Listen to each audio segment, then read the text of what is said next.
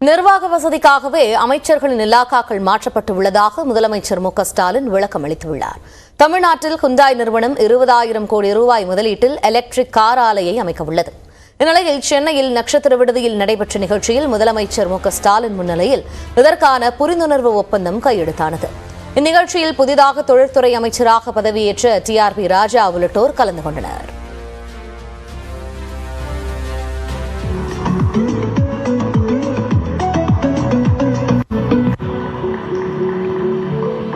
Ladies and gentlemen, this is a truly momentous occasion that calls for a much warmer round of applause.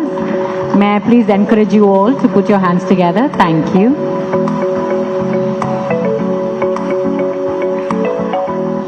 அப்போது பேசிய முதலமைச்சர் ஸ்டாலின் மின்சார வாகன தயாரிப்பில் தமிழ்நாடு முன்னணி மாநிலமாக உருவாகி இருப்பதாக பெருமிதம் தெரிவித்தார். அமைச்சர்களின் இலாக்காக்கள் மாற்றப்பட்டாலும் தொழிற்துறையினருக்கு முழு ஆதரவை அளிப்போம் என்று முதலமைச்சர் உறுதிபட தெரிவித்தார். மேலும் இன்றைய தினம் மாண்புமிகு தொழில்துறை அமைச்சராக பொறுப்பேற்றிருக்கக்கூடிய தம்பி TRP ராஜா அவர்களும் மிகவும் முனைப்போடு செயல்பட்டு அனைத்து முயற்சிகளையும் மேற்கொள்வார் என்று நான் உறுதியாக நம்புகிறேன். அவருக்கும் என்னுடைய வாழ்த்துக்களை இந்த நேரத்தில் தெரிவித்துக் கொள்ள விரும்புகிறேன். இந்த நிலையில் உங்களுக்கு நான் ஒன்றை குறிப்பிட்டு சொல்ல விரும்புவது, நிர்வாக காரணங்களுக்காக மாண்புமிகு அமைச்சருடைய இலாக்காக்கள் மாறினாலும் தமிழ்நாடு அரசு தொழில்துறையினருக்கு அளித்து வரக்கூடிய ஆதரவும் தொழில்துறை வளர்ச்சிக்கு தமிழ்நாடு அரசு மேற்கொண்டு வரும் நடவடிக்கைகளும் என்றும் தொடரும் என்று இந்த தருணத்தில் நான் கூற விரும்புகிறேன்.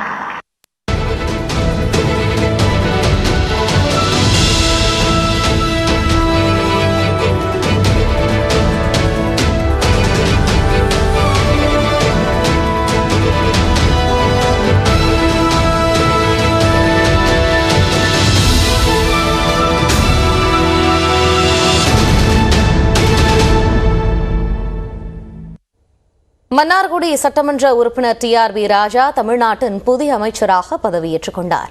முதலமைச்சர் மு க ஸ்டாலின் பரிந்துரையின் பேரில் பால்வளத்துறை அமைச்சராக இருந்த சாமு நாசர் நீக்கப்பட்டு மன்னார்குடி சட்டமன்ற உறுப்பினர் TRP ராஜா புதிய அமைச்சராக நியமிக்கப்பட்டார். இந்நிலையில் TRP ராஜா சென்னை கிண்டி ஆளுநர் மாளிகையில் உள்ள தர்பார் மண்டபத்தில் நடைபெற்ற நிகழ்ச்சியில் அமைச்சராக பதவியேற்றார். TRP ராஜாவிற்கு ஆளுநர் RN ரவி பதவி பிரமாணமும் ரகசிய காப்பு பிரமாணமும் செய்து வைத்தார். TRP ராஜா எனும் நான் சட்டப்படி அமைக்கப்பெற்ற இந்திய அரசியலமைப்பின் பால் உண்மையான நம்பிக்கையும் மாறாப்பற்றும் கொண்டிருப்பேன் என்றும் அமைச்சரின் கடமைகளை உரியவாறு நிறைவேற்ற தேவையான அளவுக்கன்றி ஒருவரிடமோ பலரிடமோ நேர்முகமாகவோ மறைமுகமாகவோ அறிவிக்கவோ வெளிப்படுத்தவோ மாட்டேன் என்று உளமாற உறுதிமொழிகிறேன்.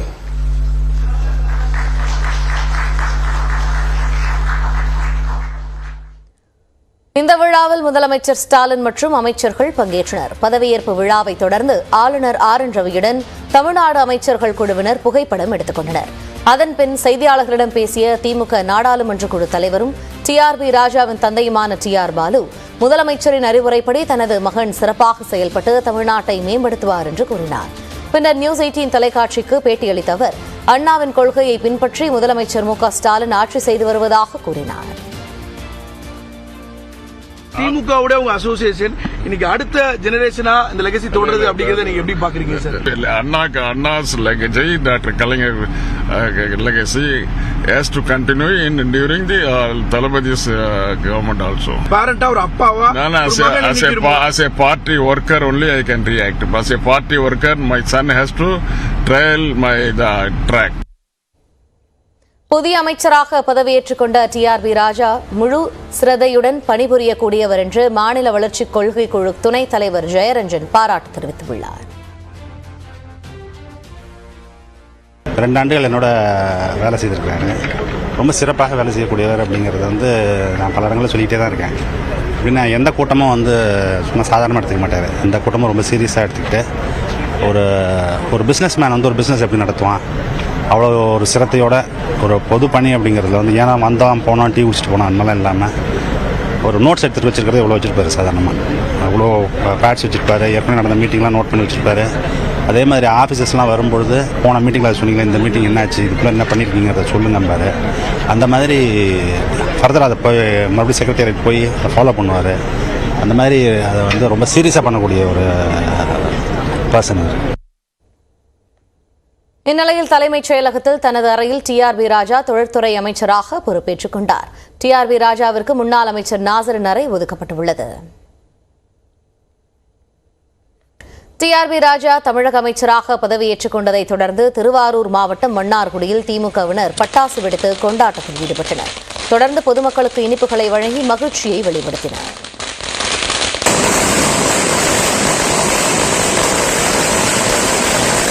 அமைச்சர் டிஆர்பி ராஜா வாழ்க! அமைச்சர் டிஆர்பி ராஜா வாழ்க! அமைச்சர் டிஆர்பி ராஜா வாழ்க! அமைச்சர் டிஆர்பி ராஜா வாழ்க! அமைச்சர்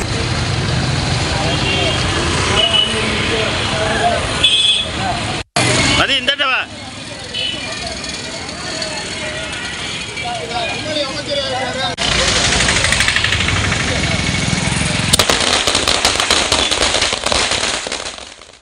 முதலமைச்சர் ஸ்டாலினின் வழிகாட்டுதலின்படி சிறப்பாக செயல்படுவேன் என்று தொழில்துறை அமைச்சராக பதவியேற்றுள்ள டிஆர்பி ராஜா தெரிவித்துள்ளார். நியூஸ் 18 தொலைக்காட்சிக்கு பிரத்யேக பேட்டியளித்த அவர் கருணாநிதியின் கொள்கைப்படியே தான் அமைச்சராக பதவியேற்றிருப்பதாக விளக்கம் அளித்தார். அமைச்சரா இருக்கீங்க, வாய்ப்பு கொடுக்கப்பட்டிருக்கு, எப்படி பாக்குறீங்க சார்? எல்லாம் கலைஞரோட வழியில தலைவரோட வழிகாட்டலின்படி நிச்சயமா இளைஞரணி உங்க ஃபேமிலி அடுத்த லெகசி கண்டினியூ ஆகுது, அது எப்படி பாக்குறீங்க? எங்க சின்னவரோட வழிகாட்டலின்படி நடக்கும். கலைஞரோட லெகசி சார் இது. டிஆர்பி ராஜா தொழில்துறை அமைச்சராகவும் தங்கம் தென்னரசு நிதியமைச்சராகவும் நியமிக்கப்பட்டுள்ளனர்.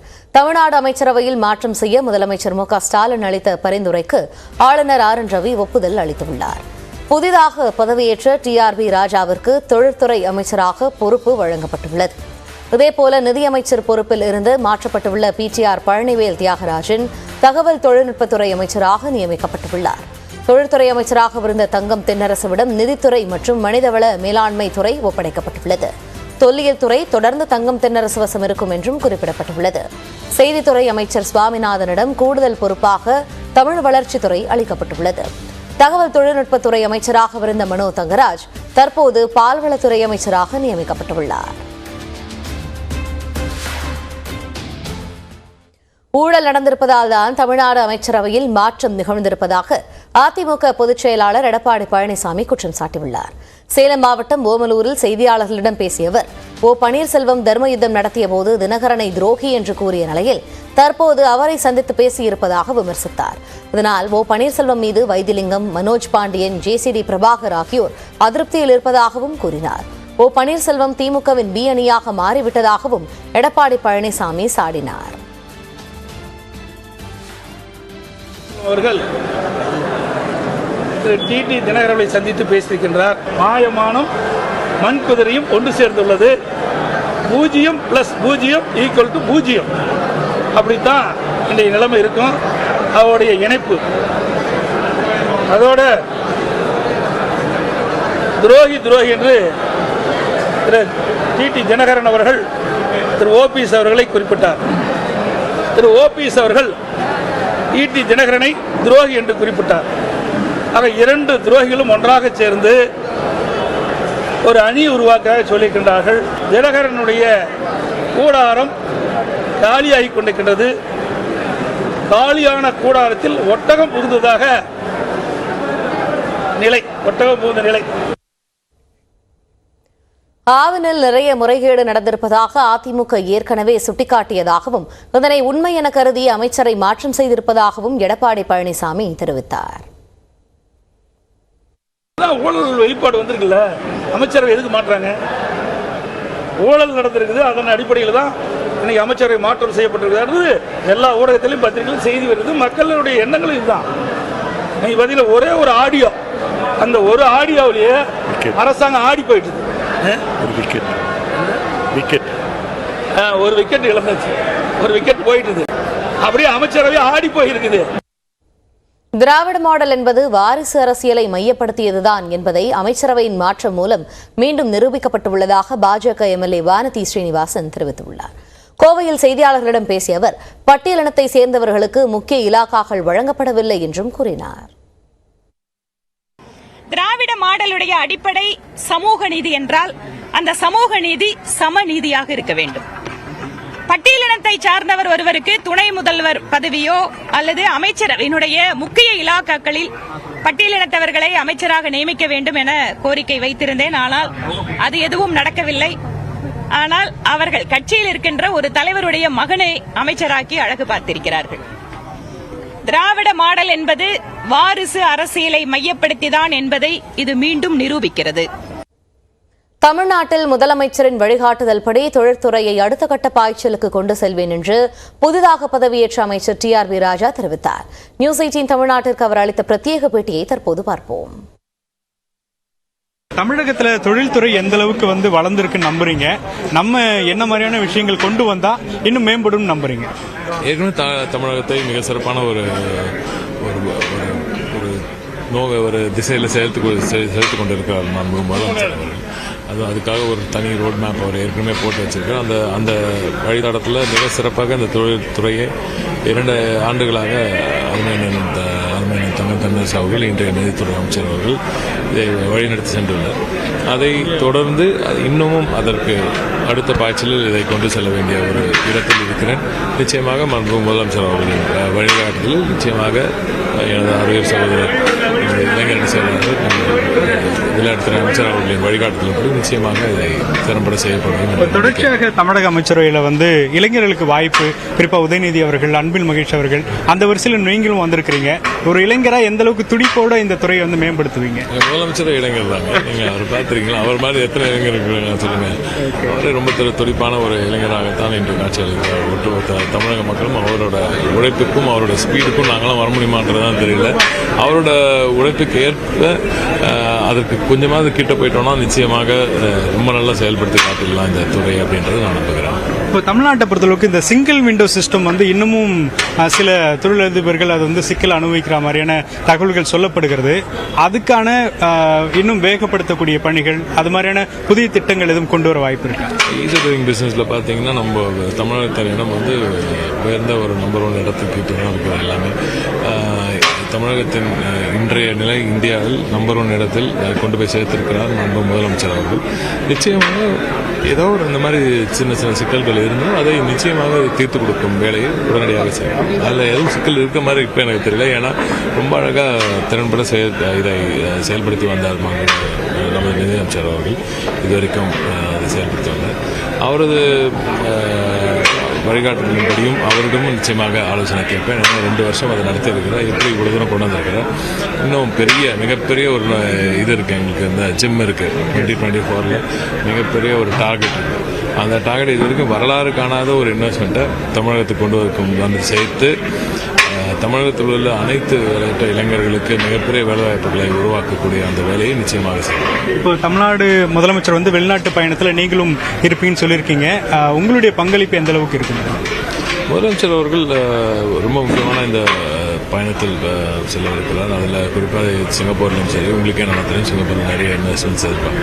அதே போல் ஜப்பான் நமக்கு நீண்ட நாள் நிறைய நிதி உதவிகளையும் செய்திருக்கிறார்கள். பல முக்கிய நிறுவனங்கள், நேற்று கூட நீங்கள் மிட்சுபிஷியோட அந்த டைப்பில் நீங்கள் பார்த்துருக்கீங்க.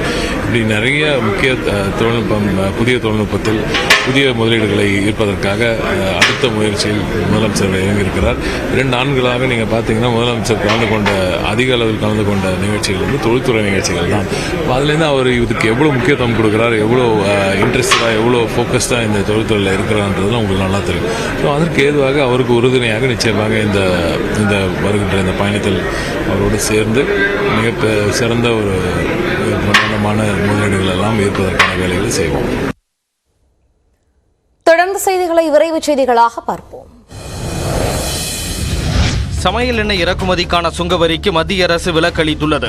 நாட்டின் சமையல் எண்ணெய் தேவையை பூர்த்தி செய்யும் வகையில் பாமாயில் மற்றும் சூரியகாந்தி எண்ணெய் ரஷ்யா, அர்ஜென்டினா, பிரேசில் உள்ளிட்ட நாடுகளில் இருந்து இறக்குமதி செய்யப்படுகிறது. தொடர்ந்து அதிகரித்து வரும் சமையல் எண்ணெயின் விலையை கட்டுக்குள் கொண்டு வரும் வகையில் சூரியகாந்தி மற்றும் சோயாபீன் எண்ணெய் ஆகியவற்றின் இறக்குமதிக்கான சுங்கவரி ரத்து செய்யப்பட்டுள்ளது.